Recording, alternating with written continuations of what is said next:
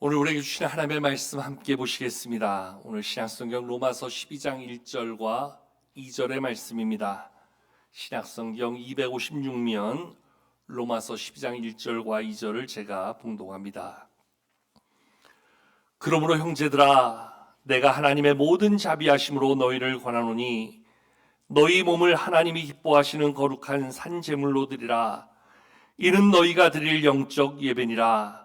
너희는 이 세대를 본받지 말고 오직 마음을 새롭게 함으로 변화를 받아 하나님의 선하시고 기뻐하시고 온전하신 뜻이 무엇인지 분별하도록 하라. 아멘. 새해를 시작하는 첫 주일입니다. 새해를 맞는 모든 사람들 마음속에 아마 이런 마음들이 다 있을 것 같습니다. 새해를 시작하면서 올해 나에게 주어질 그런 여러 가지 일들을 꿈꾸고 기대하면서 희망과 거기에 따른 기대감을 가지고 한 해를 시작할 것 같습니다. 또 하나는 새해는 이렇게 한번 살아봐야 되겠다. 스스로 자기를 돌아보고 결단하며 새로운 다짐들을 자기 안에 담아서 새로운 결단의 한 해를 시작하지 않을까 생각되어집니다. 그런 의미에서 본다면 새해 첫 주일, 어쩌면 우리 모두는 새로운 기대와 소망, 그리고 자기를 다잡는 결단의 모습을 가지고 새해를 열어가게 될 것이라 생각됩니다. 이러한 모습은 우리의 삶만이 아니라 우리의 신앙 안에서도 하나님을 믿는 믿음의 자리, 다시 한번 우리의 믿음을 새롭게 결단하며 하나님의 백성으로서, 하나님의 세워주신 성도로서, 또 우리에게 주신 직분과 사명 앞에서 우리 모두는 다 새로운 결단을 가지고 새해를 맞이하지 않을까 생각되어집니다. 특별히 우리에게 주어진 삶의 자리, 무엇보다 하나님의 은혜 가운데 늘 하나님을 예배하는 예배자로 부름받은 우리의 신앙 속에서 우리는 새로운 예배에 대한 결단과 믿음의 각오를 가지지 않을까 생각합니다. 성도를 일컬어 믿음의 사람이라고 이야기하지요. 믿음의 사람. 여러분, 우리 스스로 우리가 믿음을 말하는데 우리의 믿음을 무엇으로 판단하고 우리의 믿음을 무엇으로 확인할 수 있을까요? 입으로 믿음을 많이 외치지만 입으로 외친다고 입으로 외치는 믿음이 진짜 믿음이 아닐 수 있는 것, 그게 어쩌면 우리들의 늘 입에 발린 소리가 될 수도 있는 믿음의 고백이 아닐까 생각되어집니다. 그래서 저는 우리 안에 있는 믿음을 진짜 확인할 수 있는 비결, 이 사람의 믿음이 정말 이렇구나 볼 수 있는 믿음의 척도를 개인적으로는 다음 몇 가지를 통해서 확인해 볼 수 있는데요. 첫째는 주님의 몸된 교회를 향한 그분의 마음, 그분의 모습을 보면 그 믿음이 보여지더라고요. 교회를 사랑함으로 교회에게 주어진 그러한 직분의 자리, 사역의 자리, 그 일에 그 어떤 수고도 마다하지 아니하고 헌신하며 희생하는 모습을 보면 그분의 믿음이 고스란히 드러나더라고요. 믿음 있는 사람만이 교회 앞에 헌신하더라고요. 믿음 있는 사람만이 충성의 모습을 이루어가더라고요. 입으로 외치는 믿음이 아니라 삶으로 보여줄 수 있는 믿음, 거기에는 반드시 이러한 헌신과 희생이 보여지게 되더라고요. 그런 면에서는 사역의 자리뿐만 아니라 오늘 우리가 드리는 물질의 삶 속에서도 그 믿음이 그대로 드러납니다. 제가 늘 강조하지만 이 11조의 삶을 보면요, 여러분 11조는 마치 그 사람의 믿음의 증거요, 믿음의 고백임을 보게 됩니다. 여러분 11조는요, 여러분들 하시는 분들은 아시겠지만 또 못하시는 분들은 못하시는 대로 느끼겠지만 믿음이 없으면 할 수 없는 거거든요. 적으면 적어서 할 수 없는 게 11조예요. 또 많으면 많아서 못하는 게 11조예요. 적거나 많거나 중요한 기준은 이게 금액의 문제가 아니라는 거예요. 돈의 크기의 문제가 아니라는 거예요. 그 안에 믿음 있는 자만이 적으면 적은 대로 어려운 중에도 믿음으로 하는 모습을 보여줍니다. 많으면 많은 대로 믿음 때문에 할 수 있는 모습을 보여줍니다. 즉 물질에 대하여 믿음으로 주님의 몸된 교회를 섬기며 그 믿음의 증거를 이루어낼 수 있는 것이 바로 헌신의 자리, 희생의 자리, 우리에게 주어진 사역의 자리, 또한 우리가 온전히 감당해야 될 물질의 자리라는 겁니다.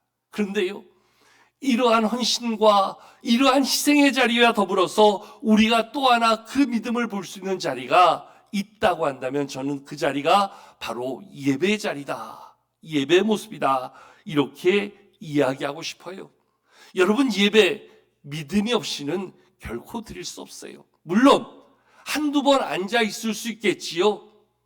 이 자리에 앉아서 우리의 모습을 예배자로 만들 수 있겠지요. 그러나 그 예배자의 모습 속에서 진짜 하나님이 기뻐 받으실 만한 예배, 하나님 앞에서 인정받는 예배자로 우리의 모습을 만들어감에 있어서 무엇보다 중요한 것이 있다면 그것은 바로 믿음이라는 거예요.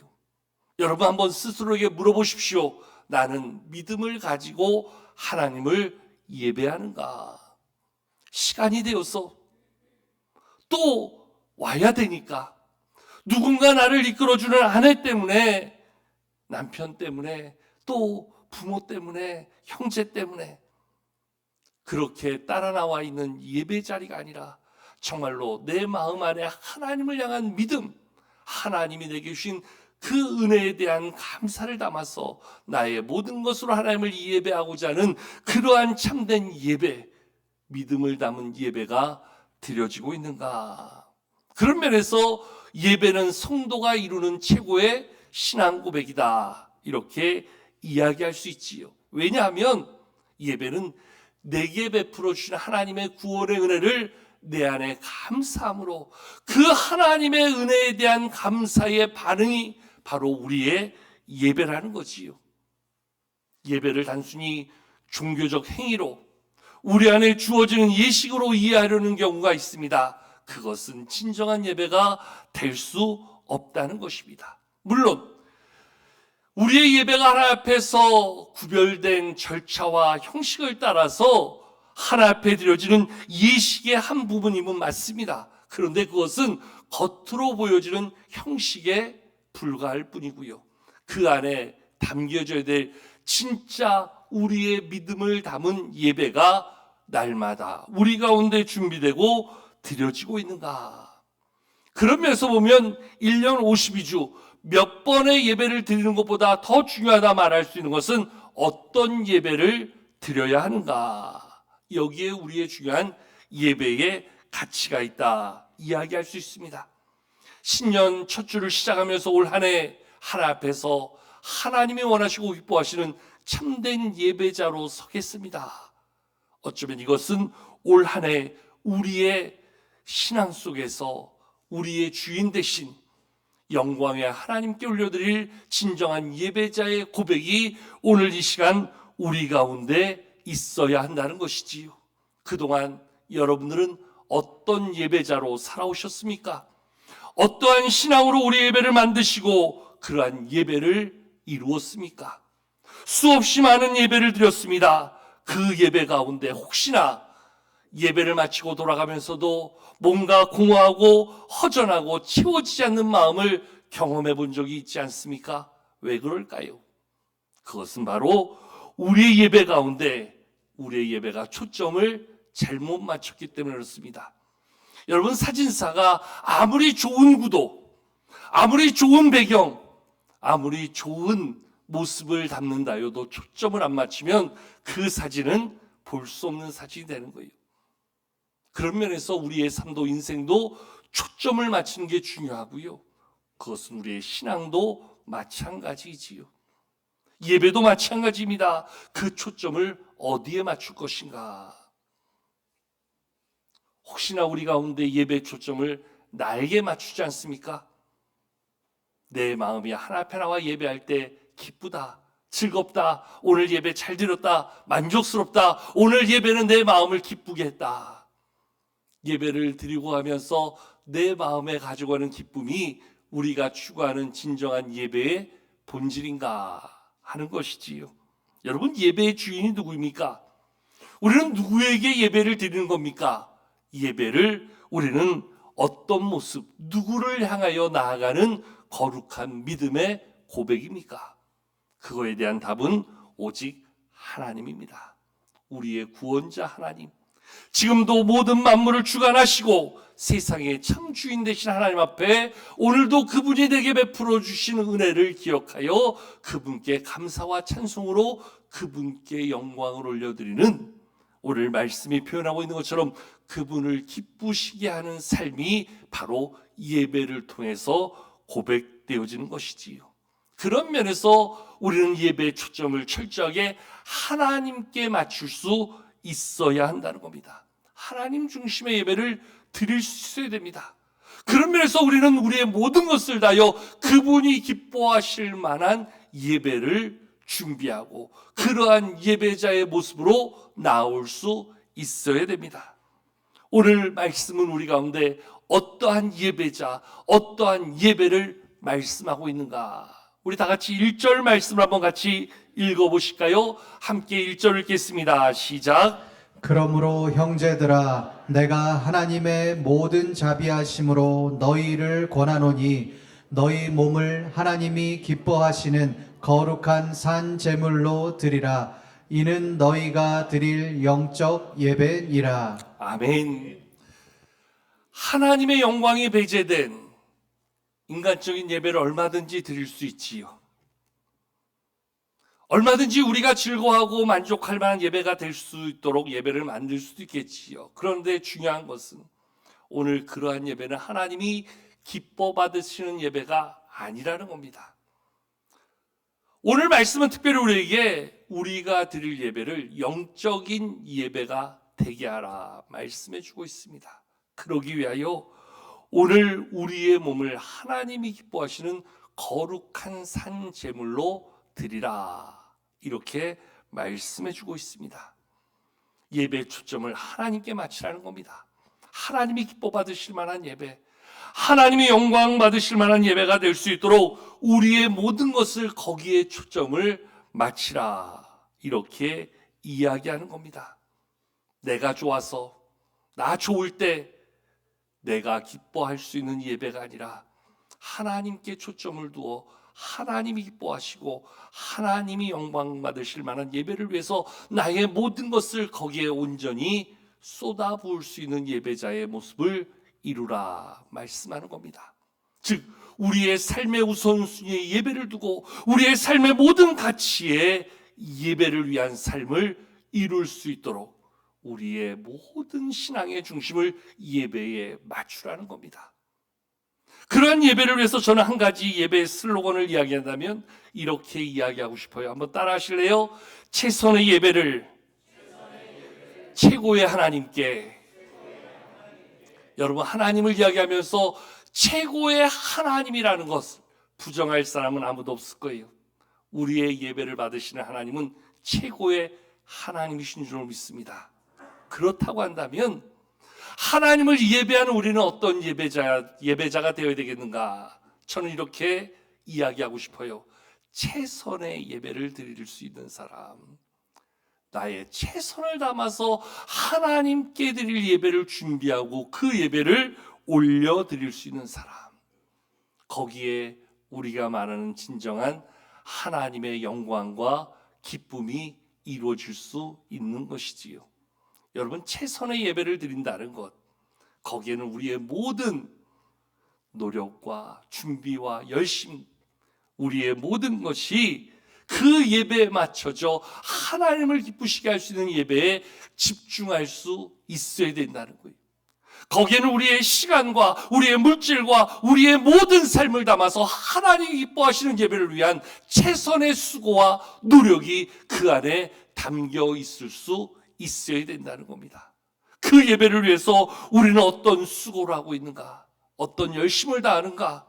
어쩌면 지난 한 해 동안 우리의 예배는 적당히 드리는 예배, 적당히 드리는 예배자의 모습으로 만족하진 않았는가. 정말 주님이 기뻐 받으실 만한 예배가 되기 위하여 최선을 다할 수 있는 최선의 예배를 우리는 다시 한번 각오하고 결단하며 그러한 예배를 위해서 힘쓰는 자가 되어야 될 줄로 믿습니다. 여러분, 그러한 마음, 그러한 모습으로 힘써 하나님을 예배할 때 그러한 예배를 통하여 하나님이 주시는 은혜는, 하나님이 주시는 축복은 어떻게 나타날까요? 여러분, 예배를 통하여 우리는 하나님의 은혜와 능력을 덧입는 자입니다. 예배를 통해서 우리에게 부어주시는 하나님의 그 은혜를 가지고 또 한 주간을 살아가야 되는 자입니다. 하나님께 주신 말씀의 위로와 용기와 능력을 가지고 우리에게 주어진 모든 삶 속에서 이 정도쯤이야 말씀의 능력으로, 말씀의 위로로, 말씀의 용기로, 말씀의 그 하나님 사랑으로 그것을 이겨나갈 수 있는 힘을 덧입는 자리가 바로 예배 자리라는 겁니다. 그런 면에서 왜 예배가 오늘 우리의 최고의 믿음의 자리인가? 처음에 말씀드렸던 부분을 다시 생각해 보면, 예배 잘 드린 사람은 예배를 통해서 하나님의 위로를 경험하게 됩니다.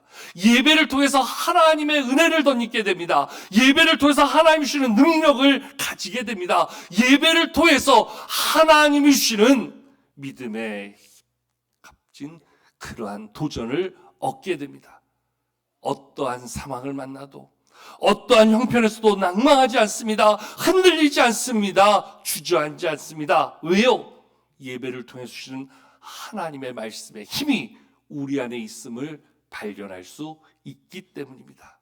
그런 면에서 예배는 우리의 최선을 다하여 최고의 하나님께 올려드리는 가장 거룩한 믿음의 고백일 뿐만 아니라 우리의 삶을 채워주시는 하나님의 은혜의 자리, 축복의 자리가 바로 이 예배의 자리라는 겁니다.